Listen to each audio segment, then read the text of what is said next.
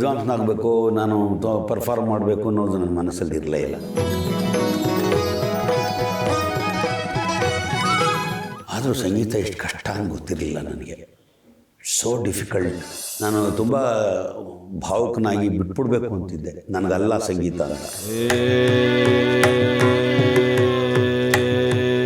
ನಂಗೆ ಬರೋಲ್ಲ, ಹೌದು, ಬರ್ಸ್ಕೋಬೇಕು ಅನ್ನೋದು, ಸಾಧನೆ ಮಾಡ್ಕೋಬೇಕು ಅನ್ನೋ ಛಲ ಪ್ರಾರಂಭ ಆಯಿತು. ಕ್ರೀಡೆಯಿಂದ ಸಂಗೀತಕ್ಕೆ ಬಂದ ಮೇಲೆ ಕ್ರೀಡೆ ಹಿಂದೆ ಕೊಟ್ಟೋಯ್ತು, ಸಂಗೀತ ಪ್ರಧಾನ ಮಾಡಿಬಿಡ್ತು. ನನ್ನ ಸಂಗೀತ ಬೆಳಿಬೇಕಾದ್ರೆ ಜನಸಂಪರ್ಕನೇ ಕಾರಣ.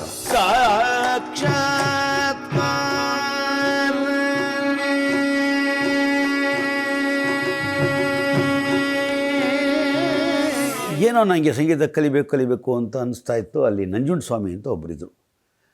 ಅವರು ನನಗೆ ಬಿಡಾರಂ ರಾಮಂದ್ರದಲ್ಲಿ ಸಾಪಾಸ ಹಾಡಿಸಿದ್ದು, ಅದೇ ಫಸ್ಟು. 64, 63 ಇರ್ಬೋದು. ಆಮೇಲೆ ಬಿಟ್ಟು ಹೋಯ್ತು, ಹಾಗೆ ಆಗಲಿಲ್ಲ. ನಮಗೆ ಫೀಸ್ ಕೊಡೋಕ್ಕಾಗ್ತಾರಲ್ಲ, ನಾನು ಬಿಟ್ಬಿಟ್ಟೆ, ಅದು ಆಗೋಯ್ತು. ಆಮೇಲೆ ಬೆಂಗಳೂರಿಗೆ ಬಂದೆ.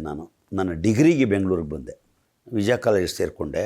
ಇಲ್ಲಿ ಸೀತಾರಾಮ ಶಾಸ್ತ್ರಿಗಳು ಅಂತ ಟಿ ಬ್ಲಾಕಲ್ಲಿದ್ದರು, ನಿನ್ನ ಜ್ಞಾಪಕ ಇರಬೇಕು. ಎಚ್ ಆರ್ ಸೀತಾರಾಮ ಶಾಸ್ತ್ರಿ ಅಂತ. ಅವ್ರ ತಂದೆ ಗಮಿಕಿ ರಾಮಕೃಷ್ಣ ಶಾಸ್ತ್ರಿಗಳು ಅಂತ.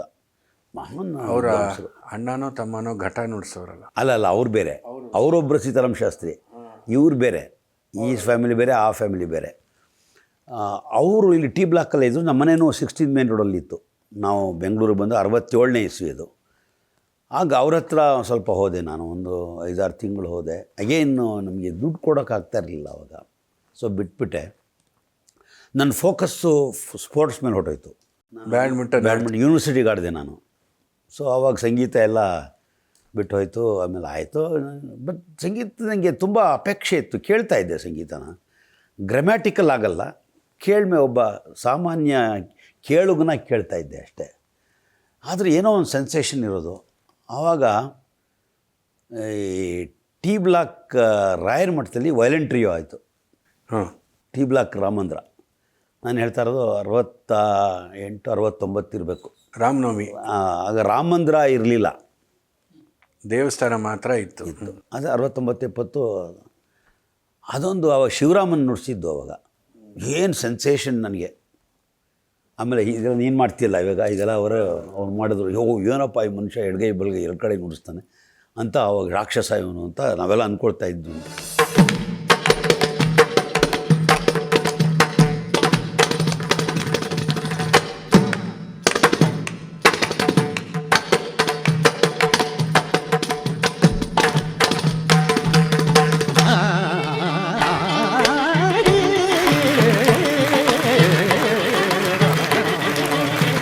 ಹೀಗೆ ಒಂದು ಇಂಪ್ರೆಷನ್, ಒಂದು ಟೋಟಲ್ ಇಂಪ್ರೆಷನ್ ಸಂಗೀತದ ಬಗ್ಗೆ ನನಗೆ ಸೃಷ್ಟಿಯಾಗಿದ್ದು ಸುಮಾರು 70-71 ಇಸ್ವಿ ಒಳಗೆ.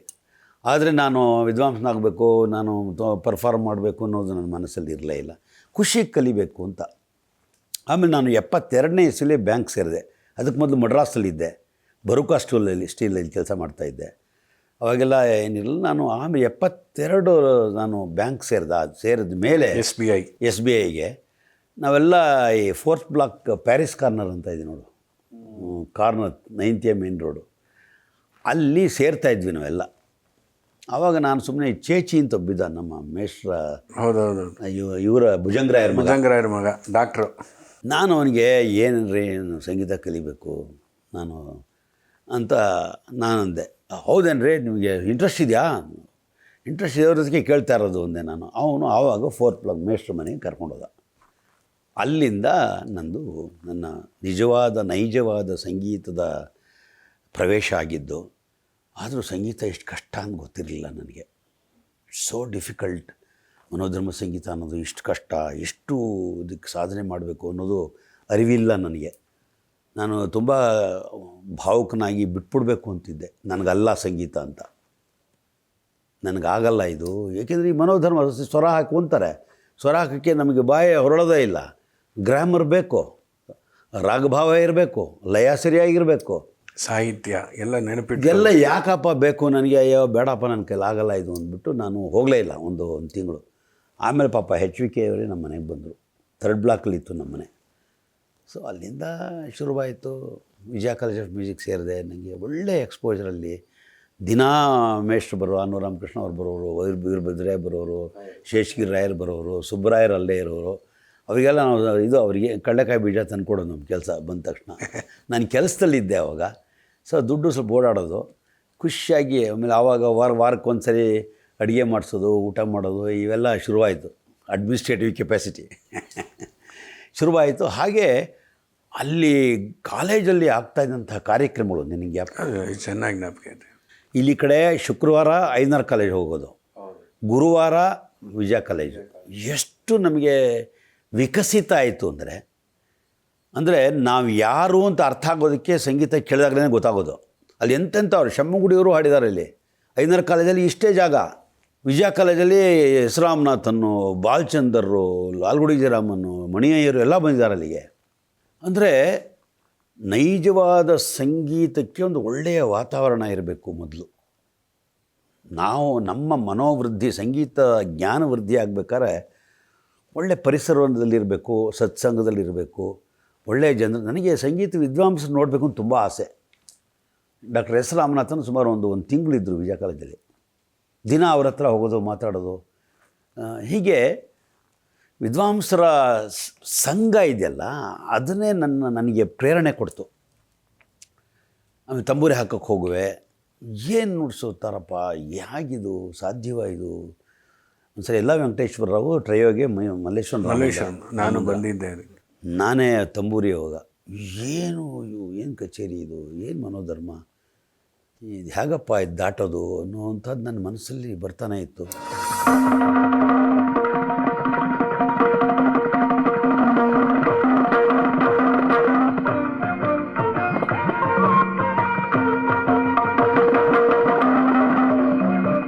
ಒಂದು ನನಗೆ ಪ್ರೇರೇಪಣೆಯಾದದ್ದು ಸಾಧಿಸಬೇಕು ಅಂತ.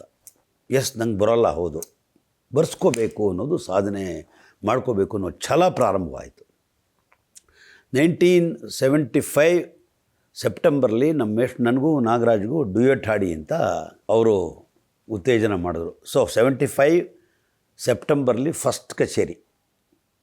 1975 HVK violin, NG Ravi mridanga, Vijaya college of musically Ganapati ಮಂಗಳಾರತಿ ಟೈಮಲ್ಲಿ.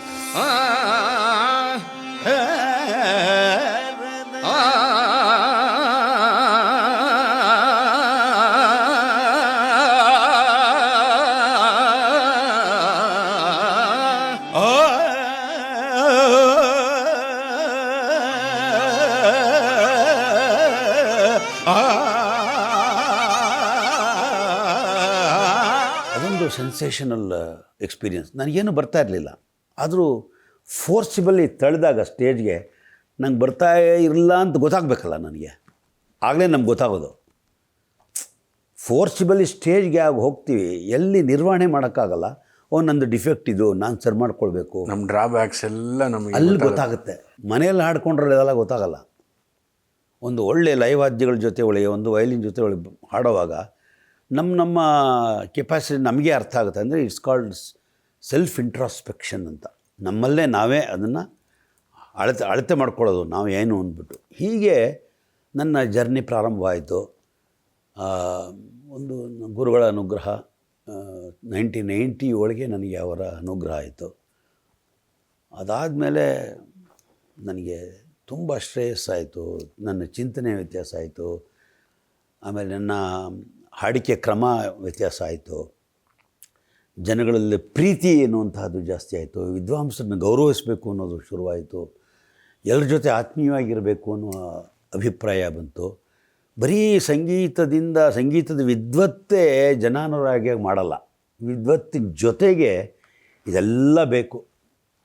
ಜನಗಳ ಜೊತೆ ಬೆರಿಬೇಕು, ಮಿಕ್ಸ್ ಆಗಬೇಕು, ಮಾತಾಡಬೇಕು, ಖುಷಿ ಪಡಬೇಕು, ಗೌರವ ಕೊಡಬೇಕು, ಪ್ರೀತಿ ಕೊಡಬೇಕು.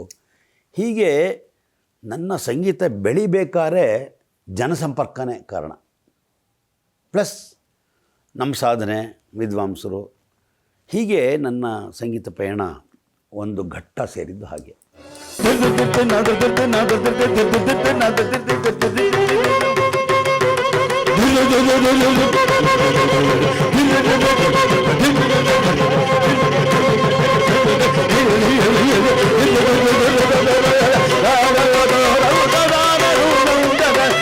ತುಂಬ ಇಂಟ್ರೆಸ್ಟಿಂಗ್ ಆಗಿದೆ ಸರ್. ಇದು ಸ್ವಲ್ಪ ಹಿಂದಕ್ಕೆ ಹೋಗ್ತೀನಿ. ನೀವು 72ರಲ್ಲಿ ಸಂಗೀತ ಕಲಾರತ್ನ ಎಚ್ ವಿ ಕೃಷ್ಣಮೂರ್ತಿಗಳು ಸೇರ್ತೀರಿ. ಆದರೆ ದಿನ ನಿಮ್ಮ ಸಾಧನೆ ಹೇಗಿರ್ತಿತ್ತು ಅಂತ? ನಮ್ಮ ಮನೆ ತುಂಬ ಚಿಕ್ಕದು. ನಾನು ನೋಡಿದ್ದೆ ಅಂತ ಕಾಣುತ್ತೆ, ಮಾಡಿ ಮೇಲೆ ಚಿಕ್ಕದು. ಅಲ್ಲಿ ನಾವು ಸುಮಾರು 7-8 ಜನ ಇದ್ವಿ. ನನಗೆ ಹಾಡೋಕ್ಕೆ ಅಲ್ಲಿ ಆಗ್ತಾ ಇರಲಿಲ್ಲ. ನಮ್ಮ ಅಣ್ಣನ ಮಗ ಚಿಕ್ಕ ಮಗು, ಅದು 71 ನಾನು ಹೇಳ್ತಾ ಇರೋದು, 70ಸಲ್ಲಿ. ನಾವು ಹಾಡೋಕ್ಕೆ ಶುರು ಮಾಡೋದು ಎದ್ಬಿಡೋದು. ನಮ್ಮ ಹಾಲಲ್ಲಿ ನಮ್ಮ ತಂದೆ ಮಲ್ಕೊಳ್ಳೋರು, ರೂಮಲ್ಲಿ ನಮ್ಮ ತಾಯಿ, ನಾನು, ನನ್ನ ತಂಗಿ ಎಲ್ಲ ಮಲ್ಕೊಳ್ತಾಯಿದ್ವಿ. ಒಂದು ಮೂಲೆ ಒಳಗೆ ನಮ್ಮ ತಂದೆ ಮಲ್ಕೊಳ್ಳೋರು. ಸಾಧನೆ ಮಾಡೋದಲ್ಲಿ ಅದಕ್ಕೆ ನಾನು ಆ ಹಳೆ ಕಾಲದ ಹಾರ್ಮೋನಿಯಂ ಇತ್ತು ನೋಡೋದು. ಹೌದೌದು, ಬರೀ ಒಂದೇ ಸಾಪ ಕೊಡೋದು. ಮಾಧವನ್ ಪಾರ್ಕ್ ಹೋಗ್ತಾಯಿದ್ದೆ ಅವಾಗ. ಅಲ್ಲಿ ಸ್ವಲ್ಪ ನಿರ್ಜನ. ಬೆಳಿಗ್ಗೆ 5 ಗಂಟೆಗೆ ಹೋಗ್ತಾಯಿದ್ದೆ ನಾನು. ಅವಾಗ ಯಾರೂ ಇರ್ತಾಯಿರಲಿಲ್ಲ. ಅಲ್ಲೊಂದು ಬೆಂಚ್ ಕಲ್ಲುಗಳಿರೋದು ಅವಾಗ. ಈಗ ಸ್ಟೇಡಿಯಂ ಗಿಡಿಯಮೆಲ್ಲ ಏನಿರಲಿಲ್ಲ. ಅಲ್ಲಿ ನಾನು ನನ್ನ ಸಾಧಕವನ್ನು ಪ್ರಾರಂಭ ಮಾಡಿದೆ. ಆ ಬೆಳಿಗ್ಗೆ ಹಾಡೋದು ತುಂಬ ಕಷ್ಟ ಆಗೋದು. ಹೌದೌದು. ಒಂಥರ ಬೆಳಿಗ್ಗೆ ಆಗಿನ ಕಾಲದ ಬೆಂಗಳೂರು ಚಳಿನೂ ಇರೋದು. ಚಳಿ, ತುಂಬ ಚಳಿ ಅವಾಗ. ಈ ಚಳಿ ಎಂಥ ಚಳಿ ಅಂದರೆ 4th ಬ್ಲಾಕಲ್ಲಿ ಈಗ ಅವಾಗ ಕಾಂಪ್ಲೆಕ್ಸ್ ಇರಲಿಲ್ಲ. ನಿನಗೆ ಟಿಬೆಟಿಯನ್ಸು ಸ್ವೆಟರ್ಗಳು, ಅಯ್ಯೋ ಅಯ್ಯೋ ಏನು ಅವ್ರಿಗೆ ವ್ಯಾಪಾರ. ಅಲ್ಲಿ ಅಲ್ಲೂ ರಾಮನವಮಿ ಪೆಂಡಾಲ್ ಮಾಡೋರು. ನಾವು ಕಾಮಣ್ಣ ಕಟ್ಟಿಗೆ, ಬ್ಯಾಡ್ಮಿಂಟನ್ನು ಎಲ್ಲ. ಹೌದು, ಅಲ್ಲಿ ನಮ್ಮ ಟೀಮ್ ಇತ್ತು, ಬ್ಯಾಡ್ಮಿಂಟನ್ ಟೀಮ್, ಪೈನೀರ್ಸ್ ಅಂತ. ಅಲ್ಲಿಗೆ ಆಡ್ತಾಯಿದ್ದೆ ನಾನು. 71ನಲ್ಲಿ ಬೆಂಗಳೂರು ಯೂನಿವರ್ಸಿಟಿ ರೆಪ್ರೆಸೆಂಟ್ ಮಾಡಿದೆ. ನನಗೆ ಈ ಸೌತ್ ಬೆಂಗಳೂರಿಗೆ ನಾನು I was a singles champion ಸೌತ್ಗೆ. ಇದು ಆ ಕ್ರೀಡೆ ಮತ್ತು ಸಂಗೀತ ಒಟ್ಟೊಟ್ಟಿಗೆ ಹೋಗ್ತಾಯಿತ್ತು ನನಗೆ. ಅಂದರೆ ಗೆಲುವು ಸೋಲು ಇದ್ದೇ ಇರ್ತೀವಿ. ಕಚೇರಿ ಒಳಗೆ ಎಲ್ಲ ಕಚೇರಿಯೂ ಚೆನ್ನಾಗೇನಾಗಲ್ಲ. ಕೆಲವು ಟೈಮ್ ಫೇಲ್ ಆಗ್ತೀವಿ. ಆದರೆ ಫೇಲ್ ಆದ ತಕ್ಷಣ ಮುಂದೆ ನಾವು ಆಟನೇ ಆಡಬಾರ್ದು ಅಂದರೆ ಹಾಗೆ that was the sports spirit ಅನ್ನೋದು ನನಗೆ ಅರ್ಥ ಆಯಿತು. ಆದರೆ ನಾನು ಚೆನ್ನಾಗಿ ಹಾಡಲಿಲ್ಲ ಅನ್ನೋ ನನಗೆ ಅರ್ಥ ಆಗೋದು. ಸೊ ನಾನು ಚೆನ್ನಾಗಿ ಹಾಡಬೇಕು ಅನ್ನೋದು ಆ ಸ್ಪೋರ್ಟಿವ್ ಸ್ಪಿರಿಟ್ಟಿಂದ ನನಗೆ ವೃದ್ಧಿ ಆಯಿತು. ಹೀಗೆ ನನ್ನ ಬದುಕಿನಲ್ಲಿ ಸ್ಪೋರ್ಟ್ಸು ಅಷ್ಟೇ ಪ್ರಾಮುಖ್ಯವಾದಂಥ ಒಂದು ಇದು. ಅದರಿಂದ ಬೇಕಾದಷ್ಟು ಕಡೆ ಊರುಗಳಿಗೆ ಹೋದೆ, ಜನಗಳ ಪರಿಚಯ ಆಯಿತು. ಎಲ್ಲಿ ಹೋದರೂ ನಾವು ಗೆಟ್ ಆನ್ ಆಗ್ಬೋದು ಅನ್ನೋ ಒಂದು ಕಾನ್ಫಿಡೆನ್ಸ್ ಬಂತು. ಇದನ್ನು ನಾವು ಹೋಗುವಾಗ ಇದಕ್ಕೆ ಬ್ಯಾಡ್ಮಿಂಟನ್ ಟೂರ್ನಮೆಂಟ್ಗಳಿಗೆ ಹೋಗುವಾಗ ಈ ಥರದ ಗೀಮ್ಗಳೆಲ್ಲ ಇಲ್ಲ ಆವಾಗ. ಡಾರ್ಮೆಟ್ರಿ ಅಷ್ಟೇ, ಅದೂ ಇಲ್ಲ. ಸ್ಕೂಲ್ಗಳಲ್ಲಿ ಮಲಗಿಸ್ಬಿಡೋರು, ಅಲ್ಲೇ ಮಲಗ್ತಾ ಇದ್ವಿ. ಊಟ ಎಲ್ಲಿಂದ್ರಲ್ಲಿ, ಯಾರು ಹಾಕಿದ್ರದು, ಏನಿದ್ರದು. ಅವತ್ತು ಆ ಟೈಮ್ಗೆ ಭಗವಂತ ಏನು ಕೊಡ್ತಾನೋ ಕರೆಕ್ಟ್. ಆ contentment I developed. Contentment and confidence and energy. ಬೆಳಗ್ಗೆ ನೆಟ್ ಕಟ್ಬಿಟ್ರೆ ಸಾಯಂಕಾಲ ತನಕ ಆಡುವೆ ನಾನು, ಅಷ್ಟು ಎನರ್ಜಿ ಇತ್ತು ನನಗೆ. ಹೀಗೆ ಈ ಸ್ಪೋರ್ಟ್ಸ್ ಕ್ರೀಡೆಯಿಂದ ಸಂಗೀತಕ್ಕೆ ಬಂದಮೇಲೆ ಕ್ರೀಡೆ ಹಿಂದೆ ಕೊಟ್ಟೋಯ್ತು, ಸಂಗೀತ ಪ್ರಧಾನವಾಗಿಬಿಡ್ತು. First I am the most fortunate person. ಇಂಥ ಮಹಾನ್ ಕಲೆಯಲ್ಲಿ ಒಬ್ಬ ಕಿಂಕರನಾಗಿ, ಒಬ್ಬ ಪರಿಚಾರಕನಾಗಿದ್ದೀನಲ್ಲ ಅನ್ನೋದು ನನಗೆ ತುಂಬ ನೆಮ್ಮದಿ ಕೊಟ್ಟಿರುವಂಥ ವಿಚಾರ.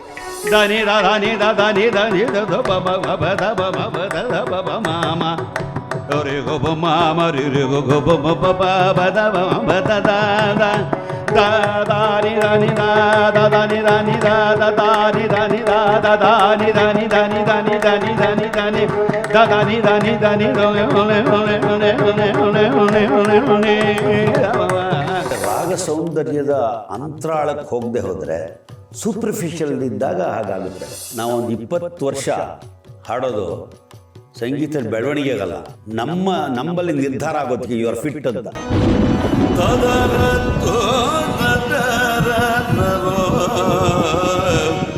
ವೇದಿಕೆಯಲ್ಲಿ ನೀನು ನಿರ್ವಹಣೆ ಮಾಡದಿದ್ರೆ ಬೆಳೆಯೋಕ್ಕೆ ಆಗಲ್ಲ, ಹತ್ತಾ ಇರಬೇಕು. ಸಂಗೀತ ಇದ್ದಾಗ ಸಾಹಿತ್ಯ ಅನ್ನೋದು ತಾನಾಗಿ ಅಲಂಕಾರವಲ್ಲ.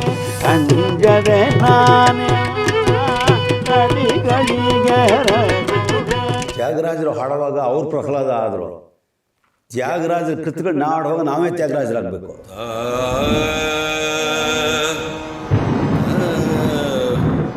ಇವತ್ತು ನಾವು ನಮಸ್ಕಾರ ಮಾಡ್ಕೊಂಡು ಭಗವಂತ ನನ್ನ ಮರ್ಯಾದೆ ಕಾಪಾಡು ಅಂತ ಹೋಗ್ತೀವಿ ಹೊರತು ಏನು ಬಿಡೆ ನಾನು ಹೋಗ್ತೀನಿ. Will fail. ಒಂದು ಗುರು ಕಟಾಕ್ಷ, ಇನ್ನೊಂದು ಭಗವಂತನ ಅನುಗ್ರಹ ಇಲ್ಲದೆ ಹೋದರೆ ನೀನು ಏನು ಹೆಣಗಾಡಿದ್ರೂ ಆಗಲ್ಲ.